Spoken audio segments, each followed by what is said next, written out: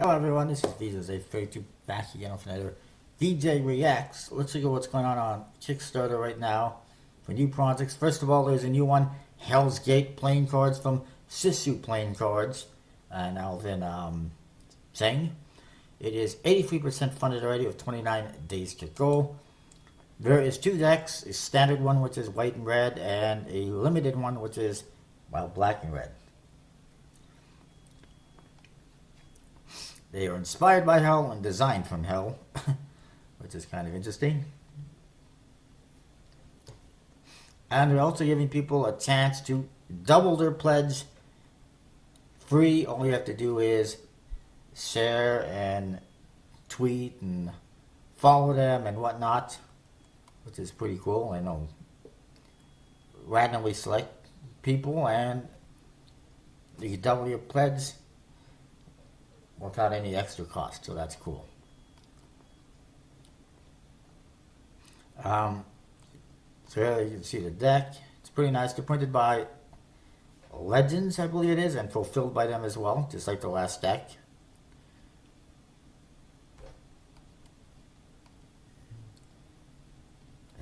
Nice aces. Court cards are pretty cool. You know, they're a little bit demonic. And the limited edition deck, like I said, is just black face and border deck. It's going to have a numbered seal, metallic inks apparently on this one. And here's the faces. They're just red and gold, which is pretty nice. And it's obviously different than the regular ones, which have color to them. And I have all the other favorite goodies, collector boxes. Not bad, $7. £7 actually. Brick boxes, etc., etc. And they will be printed and shipped by August, so it's going to be a while. Bit of a wait, but it'll come. Moving along. Umbra secure playing cards from Roy Rizal. Mandrake Playing Cards is the name of his company. I think I might have mentioned this one before, but it is funded, 27 days to go. Going to be printed by Make Playing Cards. Originally, he launched this as a deck of Scopa Italian cards, but had limited appeal, which is something I projected early on and also told him. Right now, my only concern is this back design. You can see it has a lot of thickness around the edges, a lot of black space around the edges. He needs to expand that back design image so that it fills more of the back design, because it just looks like it's really small and compressed. Outside of that, it's not too bad. He has improved it, changed it so that it has Italian artwork, but it has standard poker indexes, as you can see, and still black faces. You can also get, and that's the Francis deck, you can also get their standard Italian deck that they had before, as you can see right there. Also comes with Scopa rules, which is pretty cool. And here you can see the Francis deck. And see this here, the back design on the back of the box actually looks pretty good. Much thinner borders, closer to the edges. The one that you see in the picture is not so good, in my opinion. As you can see, it's got the cups with the hearts. There's no heart pips or spade pips or club pips. They want kind of the old school version, so hearts have cups and diamonds have coins. As you can see, clubs have the all clubs basically, and spades have third pip, which is not shown here for some reason. But anyways, that's what it is. It's kind of a relaunch, and it is funded. And you can get both versions if you want. Moving along. I'm glad to see Joker and Thief Playing Cards is just about funded, because it should be funded. I can't believe that the Disturb Reality Playing Cards have done so well. That's disappointing.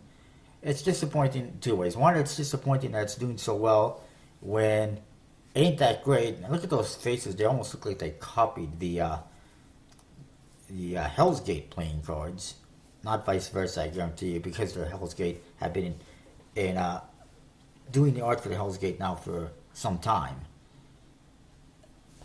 But it is what it is.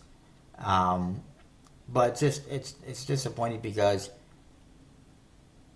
they're not that great. And then you got decks like the Aztec Codec one here that is not doing so well, and it should be funded because it's beautiful.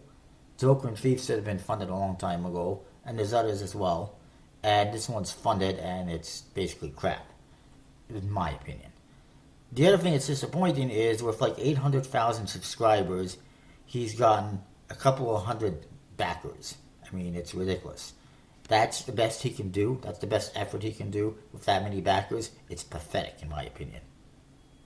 If he's got that many subscribers, he should have $100,000 at least, easy, in his deck. If it was done nicely, it was beautiful, it was better, it would have blown through the roof. But since it's kind of crappy, people obviously didn't back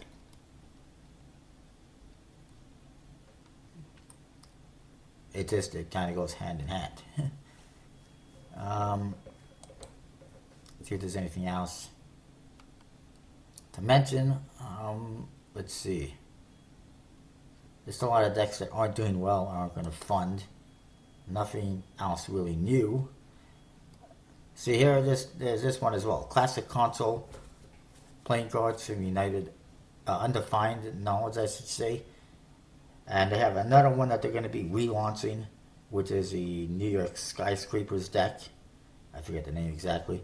But both that one and this one were not particularly that great.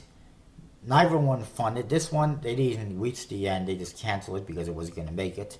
The other one did not make it.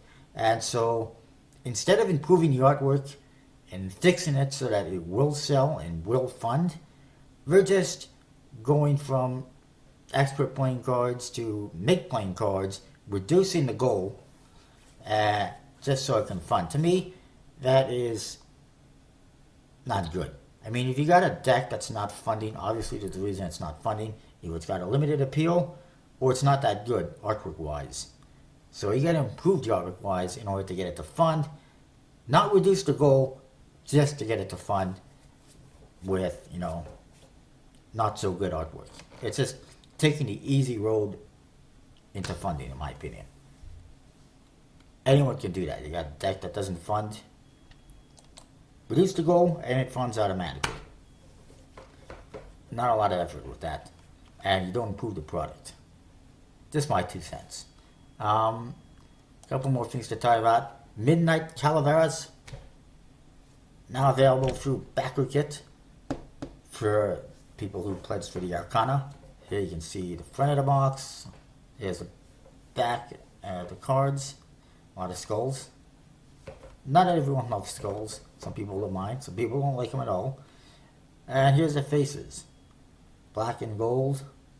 Pretty cool. It's basically the same thing as the previous deck, except this a different color. And that's that. Then there is this from bokapo.com. Love, Promise, a Vow luxury playing card set. They couldn't come up with a longer title. This is designed or illustrated by Cy Scott, who did the Smoke and Mirrors decks for Dan and Dave years ago. Very nice boxes. It's basically a second edition of the Love Art playing cards. Except one says "Marry Me" on the front, the other one says "Yes, I do." And try to look at a couple more images here, if they work. Or they won't work.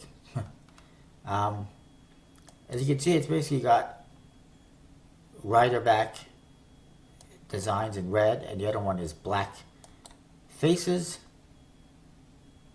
Pretty cool, completely custom. Remind me of Smoke and Mirrors, as you can see.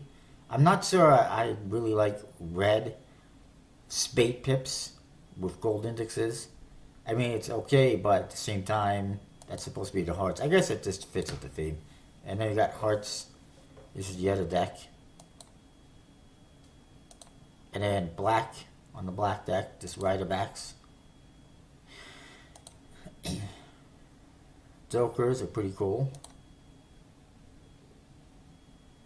And let's see what else we can find. Come on, move it, move it, move it.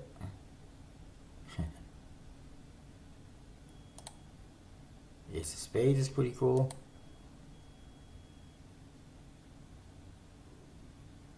And moving, moving, moving. I'm not sure.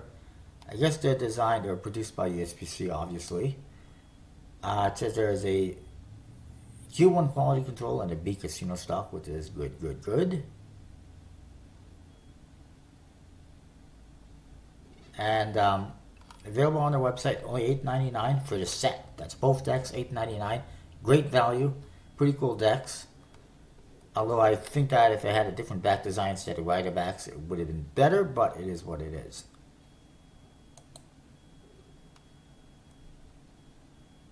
Fortunately, I'm not able to get them myself because PayPal issues. But I'll see if I can work it out.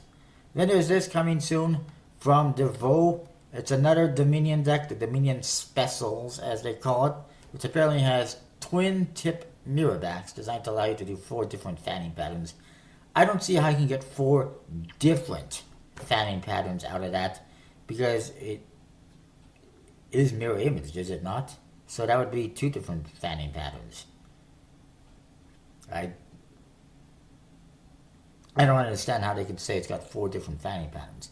I mean, yeah, if you flip it the other way, you get a couple more different fanning patterns, but they're saying specifically on the back. There's also foil on the tuck box, a seal, it's custom, and they're saying that the last one sold out in just 6 hours, and the originals go on eBay for $85 a pack. If you're paying $85 for a deck of this on eBay, you're an idiot. I mean, there's nothing that special about it. I don't understand why people are spending that much money on it. And the other thing I should say is, just because someone is selling it for $85 doesn't mean people are buying it for $85. So I'd like to see a little more proof of that. I mean, they could say, oh yeah, they're selling for $85, but if it's just being advertised for that and nobody's actually paying for that, that's kind of misleading. And then there's this one I might have mentioned the other day. It's That Deaf Guy playing cards. It's available from themagicapple.com. The back design is a nice dark blue. It just says That Deaf Guy. The faces kind of standard indexes, and then you got sign language on them, which is kind of interesting. I'm guessing the artist is That Deaf Guy, Matt Daigle. I guess he's deaf. It's pricey though. Price isn't bad, but shipping at magicapple.com at $25 for one deck to Canada is not good in my opinion. That's ridiculous. And also he's mentioning that one similar. But anyways, that is that. I will have another video for you later this week on what I think of different decks of cards, VJ Racks. See you next time. So I'm back. I got a couple more things to show you. First of all, just came across this. It is from Robert Tomlinson Playing Card Company, as they're calling themselves, the Black Diamond. And no, it's not the Black Diamond, it's the Ace of Spades. But that's the name of the deck, the Black Diamond. Emerging from deep within the mountain, coming soon, obviously. And more than likely being produced by the new printing partner that they're using, whoever it is.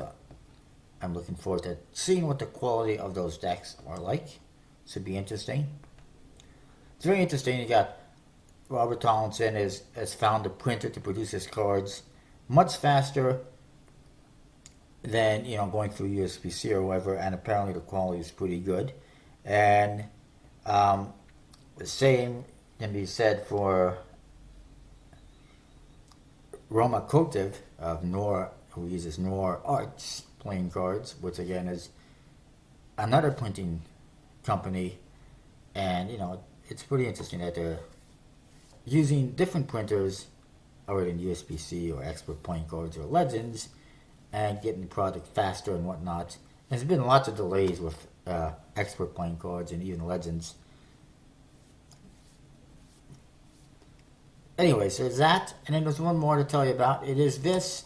It's from Retzlag Magician Eli Retzlag, the Cerulean Pearl playing cards. He's printing them from Make Playing Cards. Very limited amount, only like 50. Previously, he had the Scarlet Pearl. Now he's got this one, which is blue color.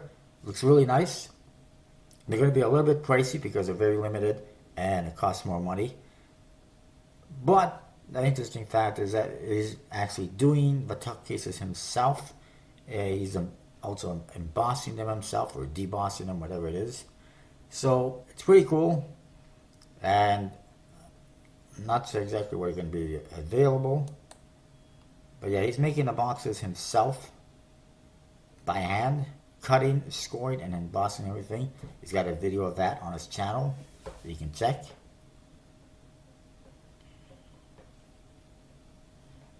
And he's only going to make, 30 to 50 decks, depending on how many he sells.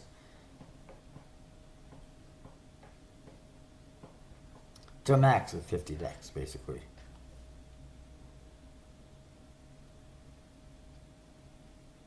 So that is that. I just wanted to point out those two decks very quickly, and we'll see you next time.